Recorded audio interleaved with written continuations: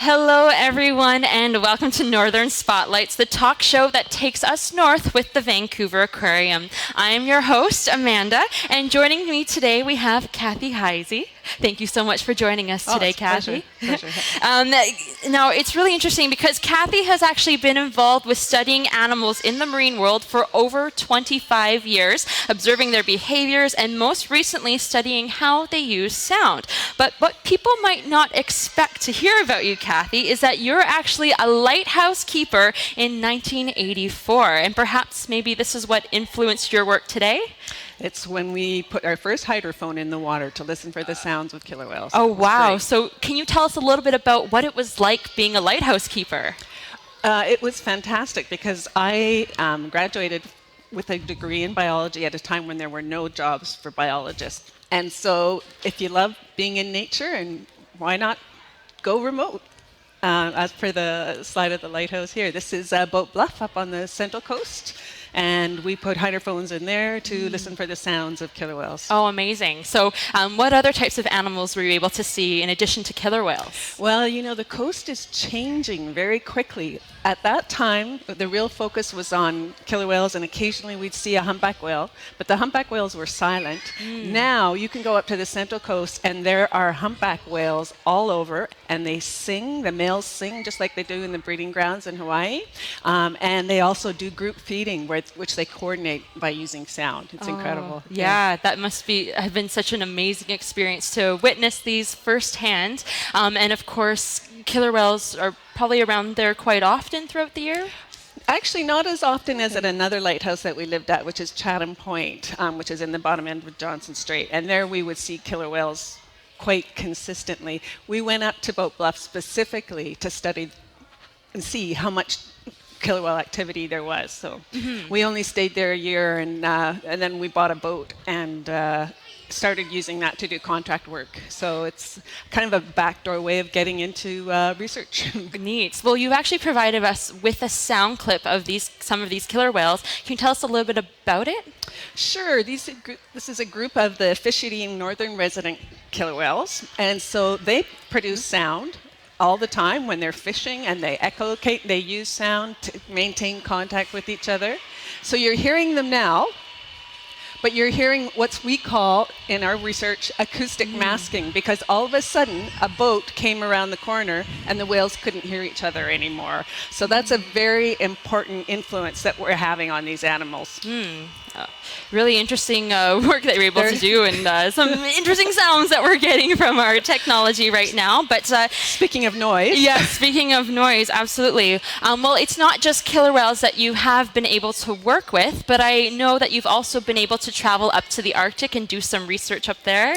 That's right. I run field camps for various researchers, and I was asked to go work on a seabird colony in the Arctic. It was a 100 by 300 meter island that was absolutely covered in common and king eiders. And this was back in the 90s, and it was the first year where we started to see really clear signs of climate change, because at that camp they had never had problems with killer whales and with polar bears in previous years.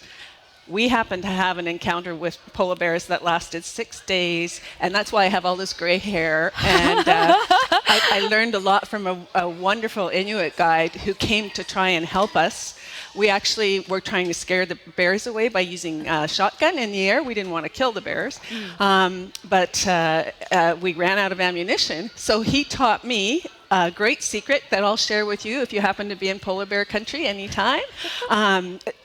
What you do around a polar bear is be aggressive, and you be as big as you can be. You don't crouch and hide. We learned that the hard way because we were 3 women biologists working out of these little bird blinds, and that's exactly the wrong thing to do, because the very first bear that came to the island was curious about what was inside the box, and we were just terrified. But the Inuit guide taught us that you act big, and we would throw rocks at the bear, and we'd make them run around the island and leave the area where we were trying to do our work. Wow, throwing rocks at polar bears. Does anybody in our audience think they could be brave enough to scare away a polar bear by throwing rocks at them?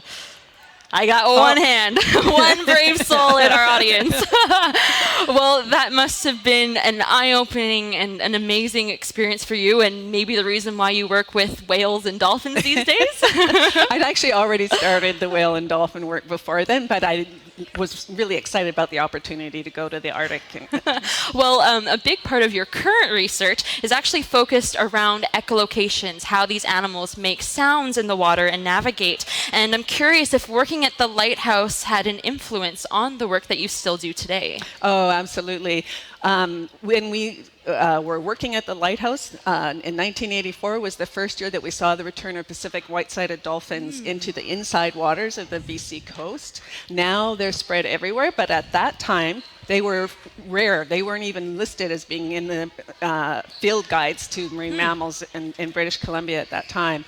So hearing their sounds, they sound like killer whales on helium. It's really quite fun. And just Helen, our Pacific white-sided dolphin here, also knows how to have fun. If you go into the wild and are fortunate enough to see Pacific white-sided dolphins, you will not be grumpy because they are so exuberant. They travel in these big groups. As you can see, this is one of the earliest shots I took of white-sided dolphins, actually. So, fantastic. lots of jumping, lots of aerial activity.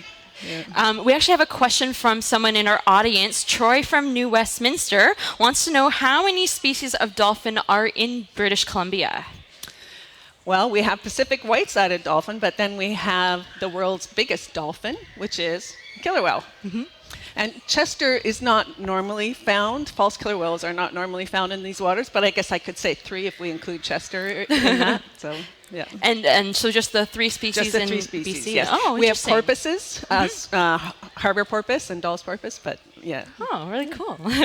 And so you do a lot of work with Pacific white-sided dolphins. As you mentioned, you've done work with Helen here. What would you say your research is mainly focused on when you work with them? Well, we know that dolphins get caught in fishing nets, and yet we know they have this incredible ability to echolocate. And so what we've been trying to look at are what are the behaviors in their echolocation? When do they use it and when do they not? And it may be those times when they're not using it that make them more likely to become entangled. So how exactly are you able to find that out? Well, we've been doing a number of different things. One of them is actually blindfolding the dolphins. And we do that by putting suction cups on their eyes. Mm-hmm. And then, well, first you have to desensitize the dolphin to having a suction cup on its body anywhere because they don't have external parasites. So at first they had to get used to it. But once they're on the eyes, then we ask the dolphins to do different things. And I have hydrophones in the water while the dolphins are blindfolded. So I'm looking and listening for the sounds of the echolocation. So I believe you've actually provided us with a video of you doing some of this research. So can you explain kind of the whole process of what we're about to see? So one of the things that we ask the dolphins to do while blindfolded is to go retrieve. If you look in this image, you can see there's a floating ring in the upper left corner that Hannah is about to pick up. So we ask the dolphins to retrieve them while blindfolded. And so you're going to see a sample of that. And I'll talk you through it while we play the video, if that's okay. I'll start that video so again. The dolphin's getting, you can see those green objects in the video, and those are the eye cups. She's been asked to go get a ring, and there she's blindfolded. She got it, usually typically in less than 10 seconds. Oh. And if you think that's just luck, it's not, because we're going to show you one other clip where she goes and retrieves another ring. So, and these things are moving around in the water all the time because of all the various pumps and things in the habitat. So by observing these sorts of behaviors, you're able to see how good it is that they can navigate in the water. Yeah, it's extraordinary what they can do. It's, yeah. Would you say that all whales, dolphins, and porpoises are able to use echolocation in the same way? Actually, it's really interesting to me that we have toothed whales and dolphins that all use echolocation in various ways, different frequencies, but they all use it. So they actively produce sound. Whereas the baleen whales, the whales with no teeth, do not echolocate. They have to navigate by listening. Oh, very interesting. So the work that you're doing with the Pacific white-sided dolphins, of course, very heavily reliant on sound. And I guess you could apply this to pretty much all toothed whales around the world. Would that be correct? It is a little bit more complicated than that because the porpoises use very high frequency echolocation that doesn't travel very far in water. So no, but we're certainly learning why some of the toothed dolphins, how they could get caught in nets. One thing I know is belugas, of course, they live up in the Arctic and they are heavily reliant on sound. So could some of your research maybe influence understanding the Arctic a little bit better? Well, I'm certainly hoping so. I'm doing a lot to raise awareness that every time we put a boat in the water, we're adding noise to the environment, just as you heard in that clip of the killer whales calling back and forth, and then it got masked by the sound of the ship. And as we see increasing development in the Arctic, we'll hear increasing noise. What has been the most surprising thing for you that you've learned since starting your research? On dolphins or anything in general? I've really come to appreciate that all marine animals use sound, the way terrestrial animals use vision, and we really have to think of them in that way. And I certainly was very much influenced in the early 2000s when I was asked by the Royal Society of Canada to inform their panel that was looking at the lifting of the oil and gas moratorium in British Columbia. And I found this paper that showed the ears of a fish, and they showed a healthy fish ear and a damaged fish ear, and it was actually sound that damaged the fish's ear. Wow. So that really made me go, you know what? We really need to start thinking more about what our impacts are. So. And in the photo that you see here, this was a surprising result of a friend of mine's research on the anti-predator behavior of Pacific herring, the very common species here in BC, because they also produce sound at night to deter predators. Could you catch that? It's like tiny little clicks. Yeah, click, click, click, click, click, click. Yeah, they're actually. He won the Ig Nobel Prize in Science for this because he called them fast repetitive ticks, or farts for short. So wow, that is quite surprising. It's, you know, when you often hear about sound, you think of whales and dolphins, but you don't really think about the fish. So that's really important to bring up. Actually, yeah. So the slide that you see now is actually the slide of the healthy fish ear on the left and the damaged fish ears on the right. And they were damaged by a very small 20 cubic inch air gun and showed no sign of healing even after 2 months of work on them. So I'm curious then, is there anything being done about reducing noise in our oceans and the impacts? Oh, lots of great work is being done locally and internationally. So the International Maritime Organization has now come out with guidelines for commercial ships, which are what are really causing most of the increase in underwater noise that we're getting right now. And so technologies that can be used, cavitation and that sort of thing, that was the propeller goes around, is very noisy. The European Union has an actual goal by 2020 capping the underwater noise levels that animals are exposed to. We have researchers here in BC with hydrophones all up and down the coast, and you can actually listen live to some of these if you Google search listening to the deep. Yeah, so, well, that's really interesting. I may have to go and check some of those things out and have a listen for some killer whales or maybe even Pacific white-sided dolphins. Oh, yeah.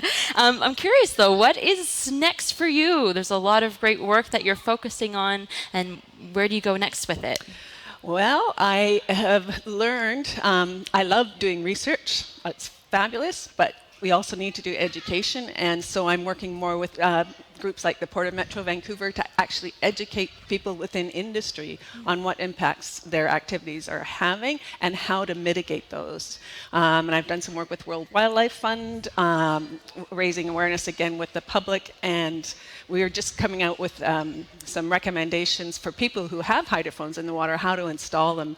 And that's really rewarding, because the more hydrophones we have up and down the coast listening, the more we become aware of, hey, where are the noisy areas? Where are the quiet areas?